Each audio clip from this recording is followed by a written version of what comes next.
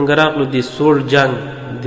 دوهمې برخې ته چې موږ تاسو ته دلته وړاندې کوو لکه موږ څنګه تاسو سره مخکې ژمنه کړې وه چې موږ تاسو ته دا په دریو بخشو کې وایو. نو اول بخش موږ ویل دا دوهم بخش ده، او که تاسو یې غواړئ نو تاسو ته موږ لینک په ډسکرپشن کې پرېږدو. تاسو کولی شئ چې لینک په ډسکرپشن کې واخلئ یو ویډیو وګورئ د سوړ جنګ لومړۍ برخه. نو دلته اوس موږ راغلو د سوړ جنګ د افغانستان ته چې افغانستان کې کم کارونه وسول او څنګه دوی راغلل او بیرته څنګه ووتل. غیر بعد بیا دوی خپلې اړیکې د امریکا سره او بیا دلته بعضې ډلې پیدا شوې. وخت کې په پاکستان کې زه تېر شو نو موږ به تاسو ته بېله ویډیو د پاکستان په هغه باندې جوړ کړو د کینیډي چې د ولسمشر و. نو د هغه په اړه باندې که تاسو غواړئ نو موږ دلته کمنټ کې لیکلی شئ، موږ به تاسو د هغه په اړه باندې هم ویډیو جوړو چې دا څنګه ترور سو او لا څومره وخت چې دا ترور شوی ده. نو موږ ځو د ویډیو دوهم بخش ته نو تاسو ته وړاندې کوو. زه چې ځو اړوند موضوع ته غورځنګ چې په اندونیزیا کې تاسیس کړ چې د هندوستان، مصر او اندونیزیا او افغانستان لخوا د ابتکار په کار واچول شو. نوموړی غورځنګ غړي هیوادونه هغه ملکونه دي چې د مستعمرانو د حالت څخه ازادي اخیستې وه او یو مستقل دریځ یې غوره کړ. همدارنګه اروپایي اتحاد هم جوړ شو، خو شوروي اتحاد د اروپایي اتحادیې ګډ بازار د پانګوالو هیوادونو لخوا یو کوښښ یاد کړ چې د سوسیالیستي بلاک د ورکېدل په منظور یې په لار اچولی و. امریکا د اروپا ګډ بازار سره د ګمرکي تعرفو په هکله یو هوکړه لاسلیک کړ او په دې ډول د غربي اروپا په مارکیټ کې خپله اقتصادي لوړتیا وموندله. په 1901 میلادي کال کې د چین د ملل متحد د امنیت د شورا دایمي چوکۍ اشغال کړه. چین خپلې اړیکې د کاناډا، امریکا، یوګسلاویا او ایټالیا سره سمبال کړې. په 1904 میلادي کال کې چې چین په ملل متحد کې رسما اعلان وکړ چې په دوه قطبه ورته د نړۍ ویش د منلو وړ نه دی. امریکا ته د چین نږدېوالی د وخت د جمهور رئیس ریچارډ نیکسن په دوره کې د شوروي اتحاد لپاره یو بله ضربه وه چې د چین او شوروي اتحاد اړیکې په څو دلیله خړې پړې او کړکېچنې شوې چې اساسي عوامل یې موږ تاسو ته دلته وایو. د مارکسیزم او لینیسیزم د ایډیالوژي او فلسفې په هکله ماهوتسه دونګ خپل تفسیر درلود چې د شوروي اتحاد د کمونیست ګوند د مشرانو تفسیر سره اختلاف درلوده. په پایله کې ماهو د جوزف ستالین سره چې د شوروي اتحاد د وخت جمهور رئیس و اختلاف یې پیدا شو. د ستالین رهبري ورته د درېیمې نړۍ د هیوادونو په هکله د منلو وړ نه وه. شوروي اتحاد د چین سره د اتوم په جوړولو کې په خپل تعهد وفا ونه کړه چې د چین د خفګان سبب شو. چین او جاپان په سرحدي شخړه کې د شوروي اتحاد چې د هیڅ نظامي کومک ور نه کړ او په یاده جګړه کې یو بېطرفه دریځ خپل کړ چې د چین د ناهیلۍ سبب شو. جاپان هم په 1960 لسیزې تر پای خپل اقتصادي پالیسي په مټ وتوانېد چې د شرقي هېوادونو کې د خپلو تولیداتو لپاره د مارکیټ پیدا کړي. د امریکا څخه آزادانه خپل سوداګري مخته بوځي. په فضایي سیالۍ کې شوروي اتحاد وکولی شي چې د اپریل په 1961 میلادي کال کې یوري ګاګارین د ځمکې مدار ته د مصنوعي سپوږمۍ په مټ ولېږي. خو امریکا 8 کاله وروسته په کال 1969 د جنوري په 18 ارمسټرانګ د 2 نورو فضایي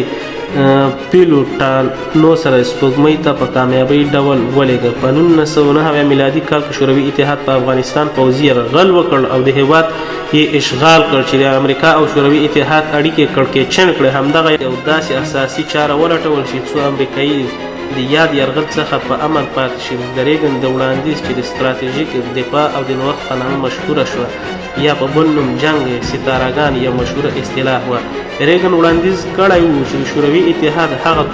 توغندي چې امریکا یې په نښه کړې وه د لایزر د شعاع په مټ له منځه یوسي.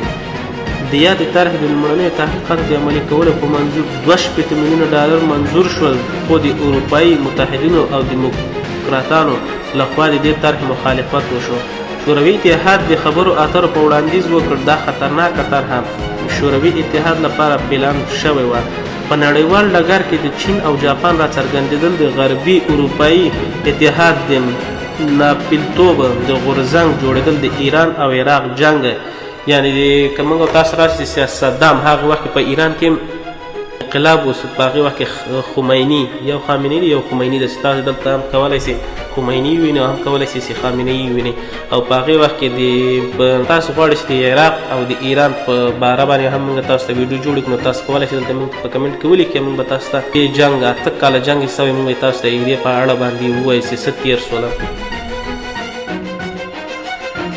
د یادې طرحې د لومړنیو تحقیقاتو د عملي کولو په منظور 2.8 میلیونه ډالر منظور شول خو د اروپایي متحدینو او دیموکراتانو لخوا د دې طرحې مخالفت وشو په 1989 میلادي کال کې په مسکو کې د منځنۍ واټن د ویشونکو توغندیو حذف نهایي شو د سړې جنګ پای په 1989 میلادي کال کې د میخایل ګورباچوف قدرت ته په رسېدلو پیل شو په دې دوره کې مهمې پیښې بعضې سویلې په 1980 کال کې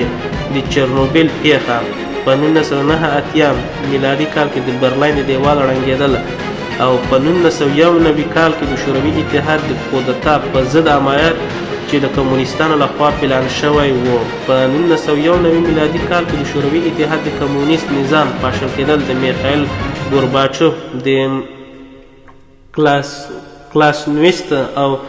پروسترویکا د سیاست پیاده کول د بیا رغونې په هکله په شوروي اتحاد کې د افغانستان د جنګ په هکله نارضایتي د چرنوبیل د اتومي پیښې ناګوار اقتصادي اثار چې په 1980 میلادي کال کې راڅرګند شول وروسته له دې چې د شوروي اتحاد 3 مهم رهبران په 19 ورځو کې مړه شول د شوروي پولیت بیرو او کمونیست ګوند د تصمیم نیونې ستر مقام میخایل ګورباچوف د کمونیست